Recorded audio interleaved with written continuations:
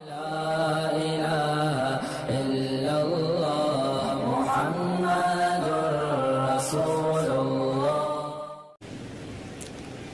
سال کے بعد بیٹا باپ کے ساتھ تو سوئے، ماں کے ساتھ ایک بستر پہ نہیں سوئے گا.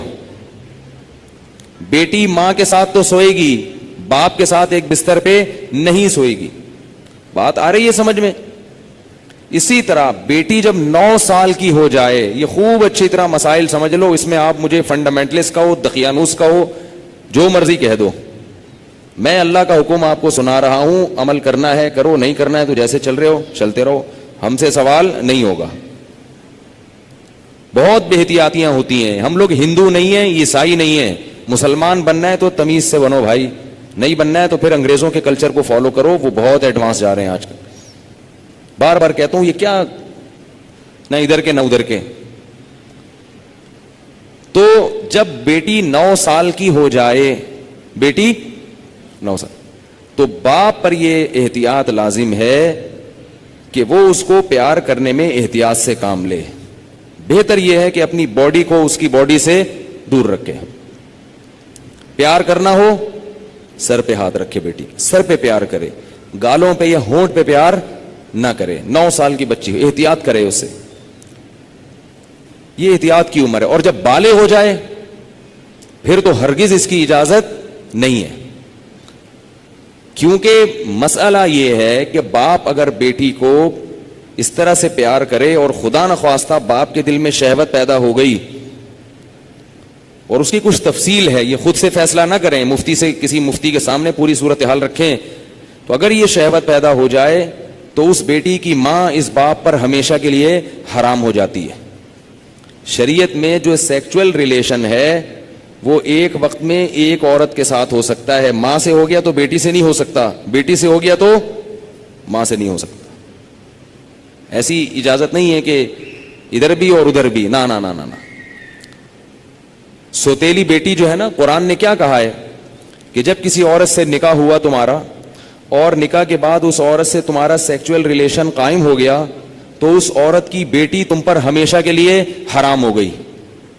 اب اس بیٹی سے کبھی بھی قیامت تک کے لیے نکاح نہیں ہو سکتا. اگر وہ ریلیشن قائم نہیں ہوا اور ریلیشن قائم ہونے سے پہلے طلاق ہو گئی تو بیٹی سے شادی ہو سکتی ہے.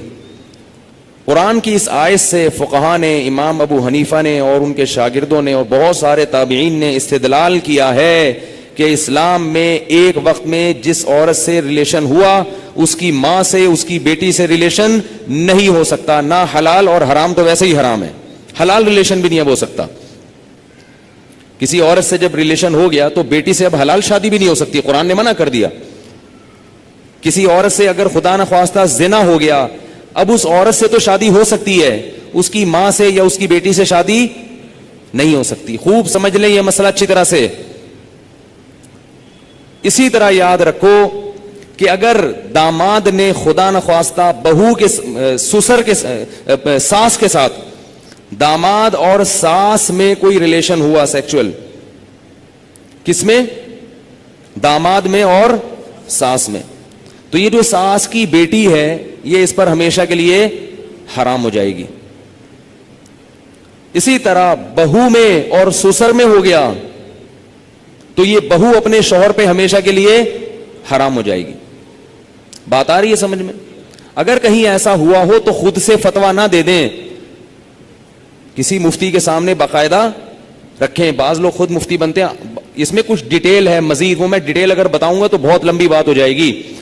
تو کسی کے ساتھ ایسا خدا نخواستہ ہوا ہو تو خود سے فیصلہ نہ کرے، کسی مفتی کے سامنے پوری، اس میں کچھ شرطیں ہیں. تو میں ڈیٹیل میں نہیں جا رہا، میں صرف آپ کو مسئلے کی حساسیت بتا رہا ہوں کہ احتیاط بولو بھائی ضروری ہے. کن رشتوں سے احتیاط ضروری؟ سگی بیٹی سے احتیاط ضروری، بیٹے کا اپنی ماں سے احتیاط ضروری، ساس سے احتیاط ضروری، داماد سے احتیاط ضروری. یہ وہ رشتے ہیں. سوتیلی بیٹی سے احتیاط ضروری. کسی عورت سے آپ نے شادی کی، اس کی بیٹی آپ کی محرم ہے، لیکن اگر اس سوتیلی بیٹی سے سیکچول ریلیشن ہو گیا تو وہ بیٹی تو حرام تھی، اس کی ماں بھی ہمیشہ کے لیے حرام ہو گئی. ایسے واقعات آتے ہیں، کسی خاتون سے نکاح کیا، اس کی بیٹی بھی ہے، اب بیٹی سے سر کی مالش کروا رہے ہیں، بیٹی سے پاؤں دبوا رہے ہیں. یہ کیا بے شرمی ہے بھائی؟ जवान बेटी से जो है ना वो पाँव दबवा रहे हैं, सर की मालिश करवा रहे हैं, और बहुत सारे ऐसे वाकयात आते हैं, फोन आते हैं कि जी जवान बेटी थी, उससे ऐसे मैं कर रहा था तो मुझे शहवत पैदा हो गई, मैं क्या करूं? क्या करें भाई, आपकी बीवी हराम हो गई और क्या करो? हजरत ये क्या, मुझे तो पता ही नहीं था।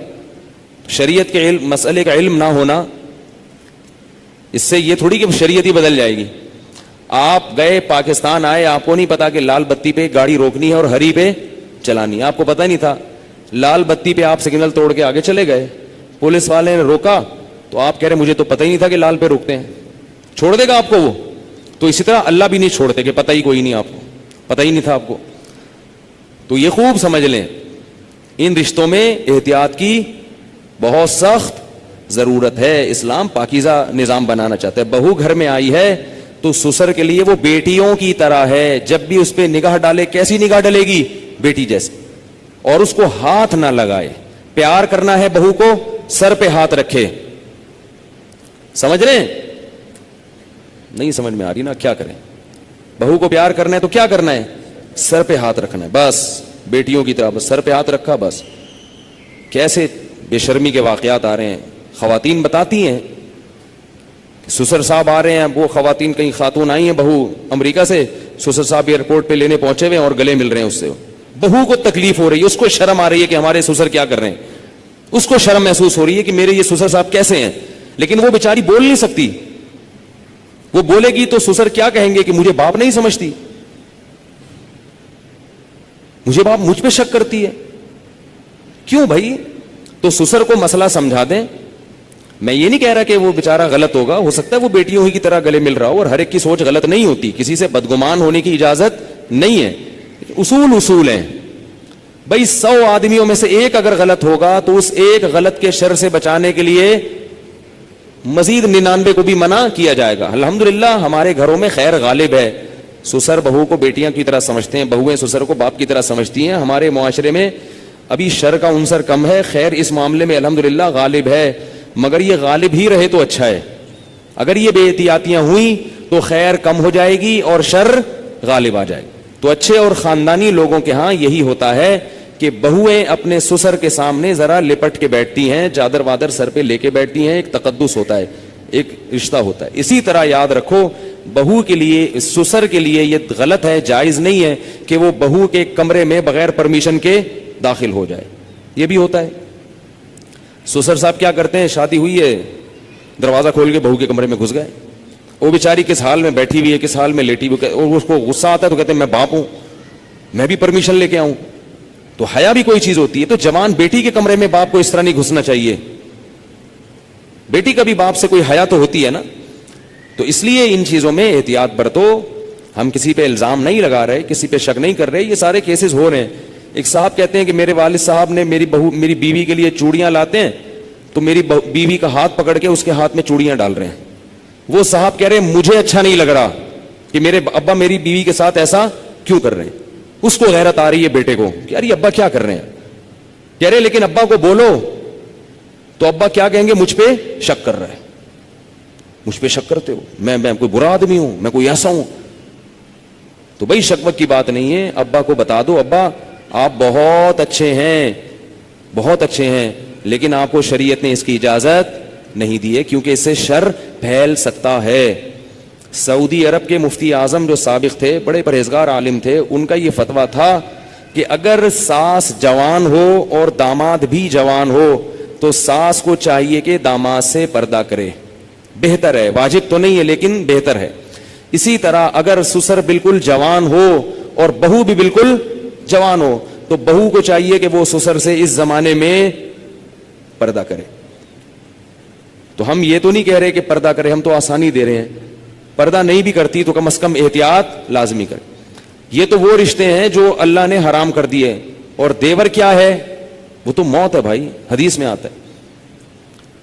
ठीक है, उससे रिश्ते हराम नहीं होते। देवर से खुदा न ख्वास्ता कोई सेक्सुअल रिलेशन हो गया तो निकाह पे फर्क नहीं पड़ता, मगर रसूलुल्लाह सल्लल्लाहु अलैहि वसल्लम ने देवर से इतनी एहतियात का हुक्म दिया, फरमाया अलहम्वु मौत। देवर क्या है, मौत जैसे।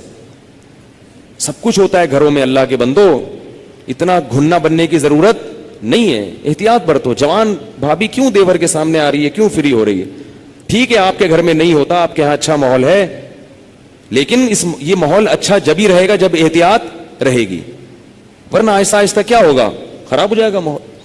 تو یہ ایک بات تھی جو میں نے بتانی تھی آپ لوگوں کو کہ اس میں احتیاط ضروری ہے. تو اس میں گھروں میں احتیاط کیا کر رہی ہیں, لڑکے کو کزن کے ساتھ, فیمیل کزن کا تو سوال ہی پیدا نہیں ہوتا, میں میل کزن کی بات کر رہا ہوں, میل کزن کے ساتھ ایک بستر پہ سونے مت دو, ٹھیک ہے.